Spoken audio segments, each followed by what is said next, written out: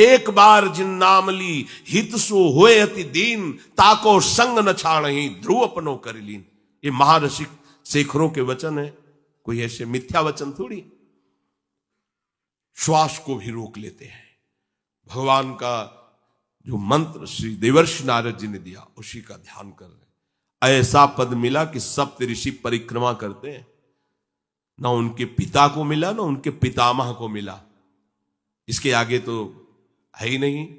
उत्तानपाद, महाराज मन, ब्रह्मा, बस ऐसा पद मिला कि किसी को पद नहीं मिला।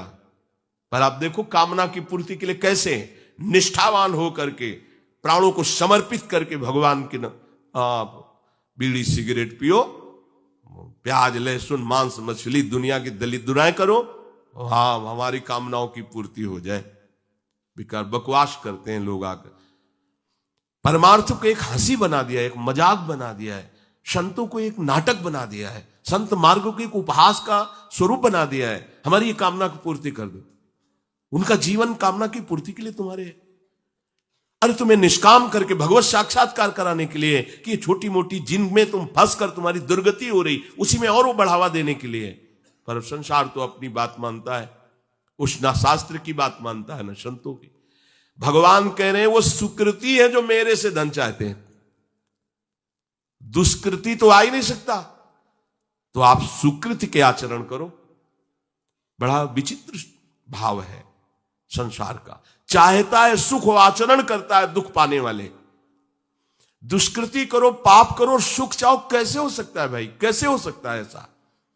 तुम सोचो हम अपने बल से कर लेंगे, तुम्हारा बल काम नहीं करेगा। जब थोड़े दिन की स्वतंत्रता दी जाती है, जाओ आप 50 वर्ष 60 वर्ष 80 वर्ष आपको समय मिला है, आप चाहे घोर पापाचरण कर लो और चाहे बहुत बढ़िया तपस्या भजन पुण्य कर लो, छूट है, आपको विघ्न नहीं पहुंचाया जाएगा। हां कोई महत अपराध कर दोगे तो फिर तो बख्शा नहीं जाएगा। साधु ज्ञान तुरंत भवानी कर कल्याण अखिल के हानि। अगर कोई महत अपराध बन गया तब तो, नहीं तो छूट है तुम्हारी, कमा लो जो कमाना चाहते हो, पापाचरण या पुण्य जो कमाना चाहते हो। तो आपको लगता है कि आदमी बड़ा सुखी दिखाई दे रहा है, बेईमानी करता है, पापाचरण करता है, छूट दी गई है भगवान की तरफ से।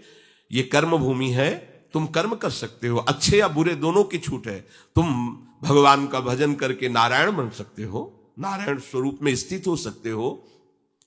तुम गंदे आचरण करके भूत प्रेत बन सकते हो, सुअर कुत्ता बन सकते हो, और भी नीची योनियों में जा सकते हो। तुम स्वतंत्र हो इस समय, जो चाहो कर सकते हो।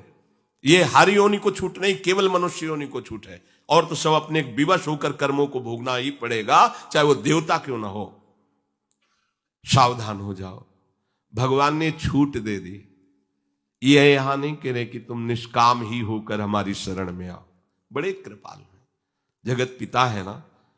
वो कह रहे हैं कि आर्तो जिज्ञासु रर्थार्थी ज्ञानी चो भरतर्षभ। मान लो बहुत दुष्कृति है, बहुत गंदे आचरण वाला है, और उसको किसी भी संयोग से भगवान में रुचि हो जाए तो अब उसे दुष्कृति नहीं कहा जाएगा। अपने लोगों की यही कि अगर जीवन में कभी पीछे हमने उसको कोई ऐसा आचरण करते हो, जीवन भर यही उसी आचरण को देखेंगे हम, ये वो गंदा आदमी है जिसने ऐसा किया। भाई एक तरंग आई थी, उस तरंग में उसके द्वारा वो गलती हो गई, इसके बाद वो भगवान की शरण में वो सुधार, वो महात्मा बन जाएगा। पर हमारी दृष्टि उसके नाम जपने पर, उसके भगवत मार्ग में चलने पर नहीं, क्योंकि हम लोग उसी का आदर करते हैं। वो झूठ बोला था, वो झूठ बोलने वाला है, वो बेईमानी की थी, वो हाँ गंदी दृष्टि से उसने देखा था, वो ऐसे ही दृष्टि उसकी रहेगी। नहीं, ऐसा नहीं।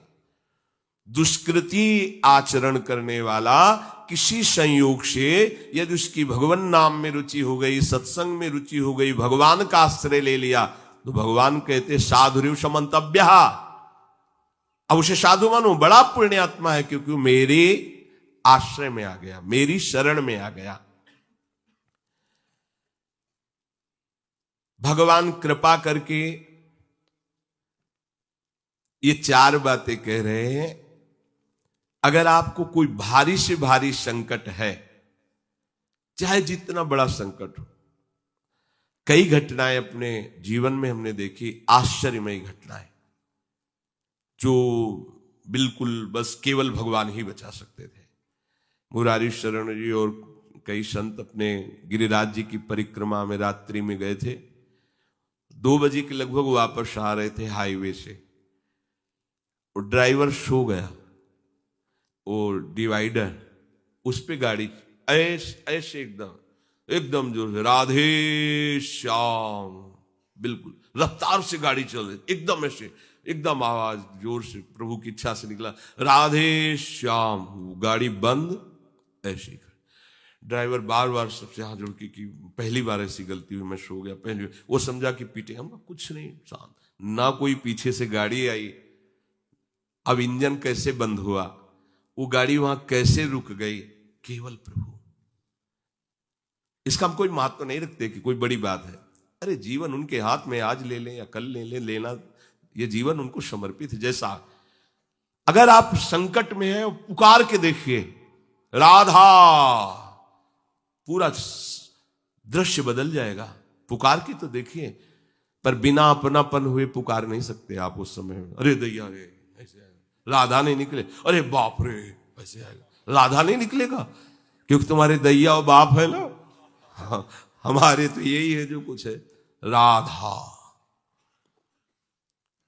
दर्शन करने राधा वल्लभ जी के जा रहे थे, शराब पिए मोटरसाइकिल से उधर से कोई आ रहा था, हमारे दोनों पैरों के बीच में पहिया, मोटरसाइकिल रफ्तार से आ रहा था। बस ऐसे, अब आगे हाथ रखी जाएगा जब वो ऐसे, वो जो खोपड़ी सी होती मोटरसाइकिल, ऐसे श्री राधा, ऐसे बंद। ओ बोला, बाबा बंद कैसे हो गई? हम कहा भैया बंद ना हो जाती तो हमें बंद कर देते। तो बोले, बाबा हम शराब पिए थे तो हमसे संभली। हम कहा हम कुछ नहीं कह रहे, आप जाइए। बोले, हमें तो आश्चर्य कि बंद कैसे हो गई। तो हम कहा, हम जिनकी शरण में हो, कर तुम अकर तुम अन्यथा कर तुम, सर्वसमर्थ है। भगवान का प्रताप जगह जगह दिखा है। मतलब कैसे हम तुम्हें बताएं। महुआ से आ रहे हैं ट्रेन में, अब किसी श्रद्धालु ने टिकट दे दी। अब हम ज्यादा पढ़े लिखे तो है नहीं, कक्षा 9 पढ़े, संसारिकता का ज्यादा ज्ञान नहीं, बचपन से इसी में लगे रहे, तो अब वो तो ज्ञान। अच्छा, उसके कौन पढ़े कि कौन से स्टेशन की क्या, हमें तो भाई टिकट दे दी, लो महाराज आप बनारस की टिकट, तो अपनी झोली में डाल ली और बैठा दिया वो अच्छे वाले उसमें है। हाँ, जो भी रूम कहे जाते हो, वातानुकूलित कक्ष जो होते उसमें, हम तो क्या हमारे पास टिकट है, ओ आए वो जांच वाले, टिकट, हम बड़े गर्व से लिखा होगा ये टिकट है भाई। उन्होंने देखा, बोले स्टेशन कब निकल गए हो, कहाँ बैठे हो तुम? ये जनरल की टिकट है, और ये स्टेशन तो कब निकल, कहाँ जाना है? हमका वाराणसी। बोले तुम्हारे पास टिकट तो है नहीं। और अब पावर होता है जब, तो फिर उसमें, और हमारी और नई अवस्था उस समय थी, 24-28 के बीच की जो अवस्था, वो कुछ बोलने, अभद्र शब्द बोलने वाले, खड़े हो चलो हमारे साथ बोलने। ऊपर एक आदमी नीचे उतरा, अंग्रेजी से उससे बात की, इतनी बड़ी कागज में टिकट बनवाई, हमें दी, पैसा दिया और कहा सर आप जाइए। कोई नहीं, कौन है ये, कौन उतर के आ रहा है, कौन सहयोग कर रहा है? हरि, जिसके सहारे हैं वो एक एक कदम पर दुलार कर रहा है। अब संकट निवृत्ति के लिए हम प्रभु का आश्रय न लेकर जगत का आश्रय, बड़े बड़े चूक कर देते हैं। अमुक है, उनका संबंध हम दृढ़ रखते हैं, क्योंकि कभी हुआ तो वो काम आएंगे। धिक्कार है भगवत शरणागत कहला करके किसी अन्य का आश्रय लेना। इतने बड़े मालिक हैं, सर्वत्र सर्वशक्तिमान, तुम्हें और किसी का आश्रय चाहिए? पर ये बात तभी समझ में आएगी जब खूब सत्संग करोगे और नाम जप करोगे। भगवान का आश्रय पल पल पर देखा है, उनका जीवन में दुलार देखा है। बस ये लगा कि भगवान ही बचा सकते हैं, दूसरा कोई नहीं बचा सकता। गंगा किनारे कुछ जगह ऐसी होती है जो ऊपर से एकदम सूखी पपड़ी दिखाई दे रही, वो अंदर भारी दलदल होता है। हम लोग अपनी मस्ती में चले जा रहे हैं, पीछे से आवाज, ए बाबा रुकना। तो कदम रुकी, वो दौड़ के आया, बोले बाबा आपको पता है ये यहां से देखो आधा किलोमीटर तक दलदल है, फंस जाओगे तो वहीं खड़े खड़े मर जाओगे, कोई निकालने वाला नहीं। ऊपर से सूखी पपड़ी, नीचे पग पग पर प्रभु को देखा है। आर्थ, अगर संकट निवृत्ति कोई कर सकता है तो भगवान श्री हरि कर सकते हैं। आप उनका आश्रय। भगवान उसको अपना कर के कहते हैं बड़ा उदार है, उसने मेरी शरण ली। उदार जैसे बच्चा दौड़ कर घर आ जाए, माँ की गोद में बैठ जाए तो माँ क्या कहती है, बहुत दुलार करती है। ऐसे दुलार करते हुए उस मनुष्य को भगवान करे ये बड़ा उदार है, बड़ा सुकृति है, इसने दुख निवृत्ति के लिए मेरा आश्रय लिया। अगर सत्संग सुनकर तुम्हें थोड़ा भी भाव आ रहा हो तो किसी भी विपत्ति में किसी का सहारा मत लेना, एकमात्र प्रभु का भरोसा रखना। अगर विपत्ति संपत्ति में न बदल जाए तो हमें बताना, और अगर किसी का सहारा लिया तो बनती हुई बात बिगड़ती चली जाएगी, ये पक्का समझ लेना। आपको लगेगा कि उनका फोन नंबर कर दें तो एक फोन में सारी बात संभल जाएगी, नहीं भाई, ये लोकवत थोड़ा संभलता नजर आएगा, लेकिन वो बात बिगड़ जाएगी जिससे सारी बात बननी। नहीं, बने तो रघुबर ते बने और बिगड़े तो भरपूर, बिगड़ जाने दो। क्यों? इतनी बिगड़ जाएगी तो संभलेगी कैसे? वो बिगड़ते बिगड़ते अंतिम स्टेज पर ऐसा संभाल देगा जितनी संभली थी उससे 1000 गुना बढ़ के। वो बड़ा महामहिम है। अर्थार्थी जो केवल भगवान से अर्थ चाहता है, ठीक है, हमें धन चाहिए तो भगवान श्री हरि का आश्रय ले, जो चाहिए आप मान लीजिए, पर गलत आचरण कर रहे हो इसलिए आपके ऊपर प्रभाव नहीं पड़ रहा। हमारी बात हाथ जोड़कर हम प्रार्थना करें, मान लीजिए सब कामनाओं से पीड़ित है, सबकी कामनाएं पूर्ण हो जाएंगी।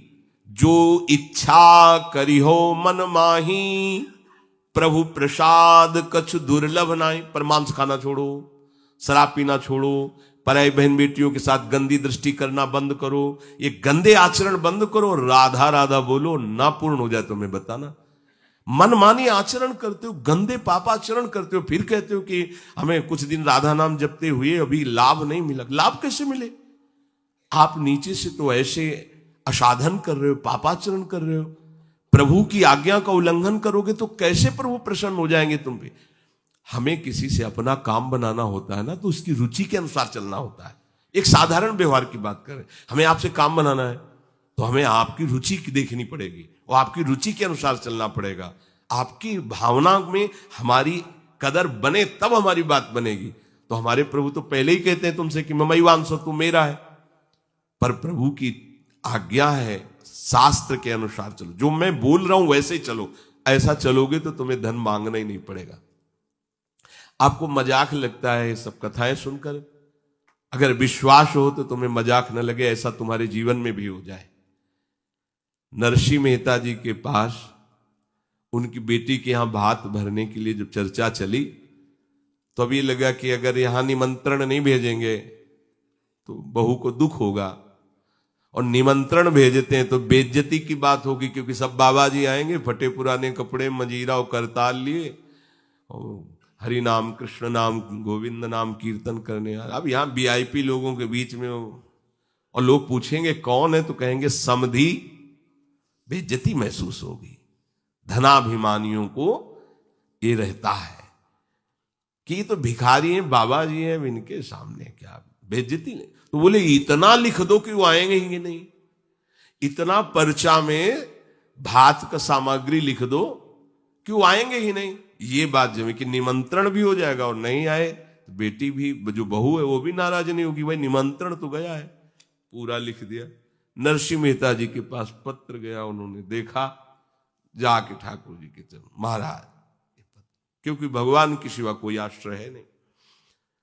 तैयारी की गाड़ी में, तो अब वहां 10-5 तो संत महात्मा कीर्तन, पूरी मंडली भगवत कीर्तन कर गाड़ी में बैठ के। अब नरसिंह जी के सिवा उनका कोई था नहीं, और नरसिंह जी की हरि आश्रय। अब जहां नरसिंह जी वहीं, मान लो अपने लोग चलेंगे तो पूरे चलेंगे, जहां चलेंगे। अब कीर्तन करते हुए ऐसा भात भरा था ठाकुर जी ने कि भूतो न भविष्यति, स्वर्ण की वर्षा हुई थी, लिखा है स्वर्ण की वर्षा हुई थी। द्वारिकाधीश की गाड़ियां लगी हुई थी, बैलगाड़ियों में सब लदे स्वर्ण आभूषण, सब गांव का गांव पूरा कंचन का हो गया था। ऐसा वैभव भगवान ने प्रकाशित किया। आपको क्या भगवान पर विश्वास नहीं? क्या आप प्रभु के नहीं हैं? क्या आपको प्रभु ऐसा प्यार नहीं करते? पर आप प्रभु के ऐसे आश्रित नहीं होते, इसीलिए आपको अनुभव में नहीं होता। अगर कोई आश्रय नहीं है और आपकी किसी पर नजर न जाए, केवल इन्हीं के चरणों में रहे कि अब तो जीवन आपके लिए, ऐसे संभाल लेंगे। ऐसे अर्थ चाहिए आपको तो केवल इनका भरोसा ले लो, केवल इन अपने छल कपट का, अपने व्यवहार का, अपने किसी बल का नहीं, केवल इनका भरोसा ले लो। चमत्कार हो जाएगा जीवन में, आपको पता नहीं चलेगा कैसे हुआ। कभी ऐसे नहीं हुआ इसका, कभी किसी से ऐसे नहीं हुआ इसका, कैसे हो रहा है उनका, कैसे हम सबका उदर पोषण हो रहा है, वृंदावन वास हो रहा है, सब चल रहा है। कैसे प्रभु चला रहे हैं? क्या आप सबको नहीं चला रहे हैं? पर आप अपने को कर्ता मान रहे हैं, इसलिए आपको अनुभव में नहीं हो रहा, इसीलिए आपको परेशानियां हो रही, क्योंकि आप कर्ता बन रहे हो। अगर विश्वंभर कर्ता को कर्ता मान लो और उनके आश्रित हो जाओ तो जो चाहोगे मिल जाएगा, अगर ना चाहोगे तो वो मिल जाएंगे। जो चाहोगे मिल जाएगा, बिल्कुल कोई चाह न करो तो वो जो व्यवस्था उनको करनी करेंगे और वो स्वयं मिल जाएंगे। अर्थार्थी भक्त को धन संपत्ति वैभव चाहिए, पर वो केवल हरि से चाहिए, दूसरे से नहीं। बस ये ध्यान रखना, इसकी परीक्षा होगी आपकी। अपने इष्ट देव के अनन्य होकर के यदि आप अर्थ चाहोगे तो बहुत जल्दी आपका परिवर्तन होना शुरू हो जाएगा। पर आचरण आपके पवित्र होने चाहिए, भी ध्यान रखना। आचरण की अगर पवित्रता नहीं तो फिर शिकायत मत करना। आप अपने आचरण पवित्र करो और नाम जप करो, केवल हरि के आश्रित रहो, फिर देख लेना। अगर आपको लगता हो कि भगवान के भक्त बहुत गरीब और ऐसे, सच्ची पूछो, उनको आकांक्षा नहीं होती। प्रभु जबरदस्ती व्यवस्था करते, उनको आकांक्षा नहीं होती। 4 रोटी मांग ली, ऐसे ही पड़े, पूरा जीवन प्रभु के लिए। उन प्रेमी महापुरुषों की चरण धूलि अगर शरीर का स्पर्श कर ले तो पावन हो जाए। देवता तरसते हैं उनकी सेवा के लिए, सिद्धियां हाथ जोड़े खड़ी रहती हैं, पर वो अकिंचन महात्मा किसी से कुछ नहीं चाहते। कि ऐसा ना समझो कि हमारा दास, हमारा भक्त, हमारा आश्रय लेने वाला ऐसा नहीं है। वो हरिदास, भगवान के चरणों का दास है। समस्त ऐश्वर्य संपन्न भगवान उसके अधीन हो जाते हैं जो भक्ति करता है। अगर आपको अर्थ चाहिए तो केवल भगवान का आश्रय ले, दूसरे का नहीं। अब ये कोई छोटी मोटी बात नहीं, देख लीजिए अंदर से। अपने बल का आश्रय नहीं, किसी दूसरे व्यक्ति का आश्रय नहीं, किसी दूसरी दैवी शक्ति का आश्रय नहीं, केवल श्री हरि का आश्रय। और जब आप पक्के उतर जाओगे, जैसे सुदामा जी, तो जैसी द्वारिकापुरी थी वैसे सुदामापुरी हुई। जैसा वैभव द्वारिकाधीश का वैसे सुदामा जी का वैभव था। पक्का मान लीजिए। लोग समझते नहीं, ऐसा ना समझो कि ये केवल कथाएं हैं। आपका जीवन स्वयं एक कथा बन जाएगा। यदि आप हरि के आश्रित हो गए तो आपका जीवन चरित्र दूसरों के लिए उदाहरण बन जाएगा। पर निष्ठा चाहिए। कई कई दिन भूखे रहे सुदामा जी। उनका मित्र किसी जमींदार के यहां पुरोहित ही करता था। वो जब पालकी से निकलता तो कहता, कहां गली गली डोल रहे हो कृष्ण कृष्ण बोलते हुए, आओ हमारे यहां, हमारा जजमान धनी है, आके थोड़ा वेद पाठ कर दिया करो, पूरे परिवार का पोषण कपला रहता है। हम वादा करते हैं। उनका नहीं, हमारे जजमान तो श्री कृष्ण है, हम दूसरे। घर आते पत्नी पूछती, कुछ मिला? 5 घर हो आए, कुछ मिला नहीं। चलो तुलसी दस और चरणामृत से दिन काटते। भगवान व्याकुल हुए, भगवान ने ऐश्वर्य दिया। अगर धन ही चाहिए, सुदामा जी की इच्छा नहीं थी, उनकी पत्नी की इच्छा के कारण वो भी इच्छा भगवान ने पैदा की। ये भक्तजनों को ऐसा ना समझो फटे पुराने कपड़े पहने या ऐसे घूम रहे हैं, बड़े अभागी हैं। हम तो बड़े भाग्यवान हैं क्योंकि हमारे पास सारा ऐश्वर्य है। ऐसा ना समझो उनके भाग्य में ऐश्वर्य बनाने वाली मशीन मिल गई है, श्री हरि। वो इस ऐश्वर्य को क्या करे, श्री हरि मिल गए, जिनके रोम कूपों में अनंत ब्रह्मांड वास करते हैं। वो भगवान उनके यार हैं, उनके प्यार हैं। वो दूसरे की तरफ क्यों ताकेंगे? और जिज्ञासु, जो जानना चाहता है, भगवान को केवल भगवान ही जानते हैं, दूसरा नहीं जानता। पक्की बात समझ लो, भगवान को केवल भगवान जानते हैं, दूसरा नहीं जानता। बोले संत महात्मा, इनको भगवान ने जना दिया तो ये भगवान के स्वरूप हो गए। सोई जाने जेह देहु जनाई, और जानत तुम्हें तुम्हें हो जाई, जानत तुम्हें तुम्हें हो जाई। अब वो ढांचा केवल बाहर से दिखाई देता है, मनुष्याकृति, पर अंदर वो ब्रह्मविद ब्रह्मवि भवति। भगवान को जान करके वो भगवत स्वरूप हो जाते हैं। जानत तुम्हें तुम्हें हो जाई। जानने के लिए एकमात्र भगवान का आश्रय लो। अगर तुम्हें जानना है संसार क्या है, भगवान क्या है, मेरा स्वरूप क्या है, तो एकमात्र अंदर से श्री हरि का आश्रय लो, वो तुम्हें गुरु रूप से मिल जाएंगे। बस उनकी आज्ञा का पालन करो, तो जो गुरु है वही शिष्य हो जाता है। शिष्य की पूर्णता गुरु स्वरूप में स्थित हो जाना, भेद खत्म हो जाना, अभेद हो जाना। जो गुरु है वही शिष्य का हृदय हो जाता है। ढांचा दो दिखाई देंगे, अब गुरु शिष्य में किंचन मात्र भेद नहीं रहा, अभेद स्थिति को प्राप्त हो गया। यही गुरु के वचन पालन करने का फल है। जानत तुम्हें तुम्हें हो जाई, वो इष्ट स्वरूप हो जाता है, वो गुरु स्वरूप हो जाता है। ज्ञानी जब भगवत स्वरूप का साक्षात्कार हो जाता है, तो जिसके अंदर अभेद भावना होती है वो मोक्ष को प्राप्त हो जाता है, और जिसके अंदर प्रियता होती, थोड़ा हृदय द्रवित होता है, वो आगे बढ़ जाता है। उसके अंदर फिर दास्य शक्य वात्सल्य आदि भावों का प्रेम जागृत होता है। ये मोक्ष से भी स्वादिष्ट है। जो मोक्ष सुखानुभव करने वाले बड़े बड़े महापुरुष हुए, उनके अनुभव निकले जब इस प्रेम का रसास्वादन किया। जैसे भगवान के ही स्वरूप से सुखदेव जी, जब लालजू की रूप माधुरी श्रवणेन्द्री से गई, और वो तो सिद्ध महापुरुष हैं, जैसा शब्द सुन रहे वैसे ही भाव में रूप जागृत हो रहा है। उनको कोई ध्यान थोड़ी लगाना है। बरहा पीडम नटवर बपू, तो वैसे ही सामने नटवर बपू बिक गए एकदम उस रूप को सुन के। इतना सुंदर श्याम, इतना सलोना श्याम, ये तो ब्रह्मानंद को भी फीका कर देने वाला रूप है। उठ खड़े हुए, 18,000 श्लोक कंठस्थ किए, श्रीमद् भागवत के 18,000 श्लोक कंठस्थ हैं। और ये ऐसे महापुरुष हैं जो जन्म सिद्ध हैं। अपने पिता व्यास जी को स्वयं उत्तर नहीं दे रहे, वृक्ष उत्तर दे रहे हैं। सुकोहम सुकोहम, वृक्षों से निकल रहा है। ऐसे तदात्म भाव को प्राप्त महापुरुष, अर्थात ब्रह्मानंद से भी श्रेष्ठ श्री कृष्ण का रूप रसास्वादन।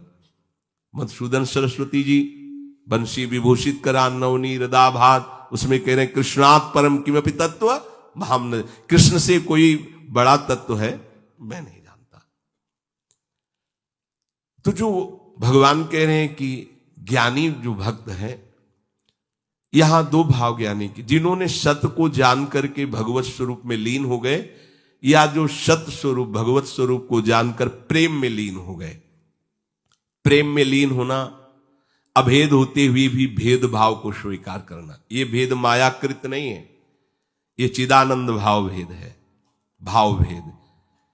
ये जो ज्ञान में लीन हो चुके हैं उसके आगे की बात है। इसीलिए इस भेद को वो ना जानने के कारण कहते कुछ न कुछ अविद्या बचती है, तभी भेद दिखाई देता है। ऐसा नहीं है। जिस समय स्वरूप का साक्षात्कार होता है और उसके हृदय में भक्ति का अंश होता है, भक्त को भी स्वरूप साक्षात्कार होता है। मम दर्शन फल परम अनुपा, जीव पाओ निज सहज स्वरूपा। जो ब्रह्म साक्षात्कार में स्वरूपानुभूति होती है वही भक्त को भी होती है। उसी समय उसका, वो टिक नहीं पाता वहां, उसी समय उसका आकर्षण होता है उसके आराध्य देव का, और उसकी वृत्ति उसमें लीन ना होकर उस आत्मस्वरूप को अपने आराध्य देव के रूप में देखता है, और इतनी तन्मयता हो जाती कि अपना विस्मरण हो जाता है। बस केवल आराध्य देव रह गए। अब यहां से प्रेम की दशा प्रारंभ हो जाती है। ज्ञानी सब कुछ विस्मरण करके आत्मस्वरूप में लीन हो जाता है, उसका आत्मस्वरूप भी विस्मरण होकर आराध्य देव के स्मरण में लीन हो जाता है। ये प्रेम की गाथा। भगवान कहते हैं 4 प्रकार से जन मेरा भजन करते हैं और ये सब महान है। अब इसमें सूक्ष्म बात यह है कि अगर हम केवल भगवान से धन चाहेंगे तो धन मिलने पर भी हम माया में नहीं फंसेंगे। जब हम स्वयं अहंकार प्रेरित होकर के कर्म करते हुए धन कमाते हैं तो उसमें आसक्ति होती है, हम उसमें भोक्ता भाव करते हैं। और जब भगवान की तरफ से मिलता है तो प्रसाद भाव रहता है।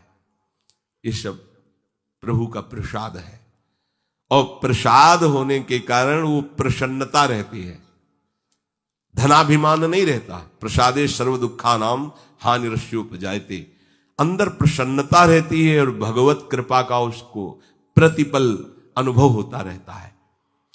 इसलिए वो धन के राग में न फंसकर प्रभु की तरफ ही खिंचता चला जाता है। कितने कृपालु प्रभु, कितने कृपालु प्रभु। और धनाभिमानी, देहाभिमानी, मैंने ये किया तो इतना लाभ हुआ, मैं इसको ऐसे भोगूंगा, अब ऐसा करूंगा तो इतना और लाभ होगा। वो खिंचता चला जाता है अहंकार की तरफ, ये खिंचता चला जाता है प्रभु की तरफ। अगर प्रभु से हमें धन मिला, प्रभु से कामना की, तो वो कामना संसार में फंसाएगी नहीं, वो मोक्ष प्रदान करने वाली होगी। ये परम लाभ की बात है कि लोकवत भी हमारा मंगल हुआ और परलोक के लिए हमें कोई अलग से साधना नहीं करनी पड़ी, क्योंकि प्रतिपल हमें कृपा का अनुभव बढ़ता चला जाएगा। प्रभु हमें कितना दुलार कर रहे हैं, कितनी कृपा कर रहे हैं, तो वो ये सब छूट जाएगा, केवल कृपा और प्रभु रह जाएंगे। वो कृपा के सहारे प्रभु के प्रेम में डूब जाएगा। ऐसे कितने भक्तों के चरित्र हैं। जब हम संकट निवृत्ति भगवान से चाहेंगे तब लगेगा अच्छा कोई दूसरा मेरा सहयोगी नहीं हुआ, भगवान ने ऐसी कृपा। तो अपनी अनुभूतियां जो होती हैं और प्रभु की तरफ हमें प्रेरित करती हैं। संकट निवृत्ति के बाद वो प्रभु को भूल नहीं जाएगा, वो प्रभु में आसक्त हो जाएगा। ये आंतरिक बात है, सूक्ष्म बात है। आर्त कोई भी भक्त जो हुआ हो और उसकी संकट निवृत्ति भगवान ने की हो और वो भगवान को भूल करके संसार में ही रमण कर रहा हो, ऐसा नहीं हुआ। भूलने की वो चेष्टा भी करेगा तो भगवान उसे भूलने नहीं देंगे, क्योंकि उसने आर्त भाव से ही सही पर प्रभु का आश्रय लिया है। और प्रभु का आश्रित कभी माया में फंस नहीं सकता है, पक्का है, चाहे किसी भी भावना से आश्रय लिया हो। और जो भगवान से जानना चाहता है भगवान को, उसको कभी ज्ञानाभिमान नहीं होता। अगर हम पढ़ लिख करके जानना चाहेंगे तो जान भी नहीं पाएंगे, पर हमें ज्ञानाभिमान हो जाएगा। अगर प्रभु से जानेंगे, गुरु कृपा से जानेंगे, तो कभी ज्ञानाभिमान नहीं होगा।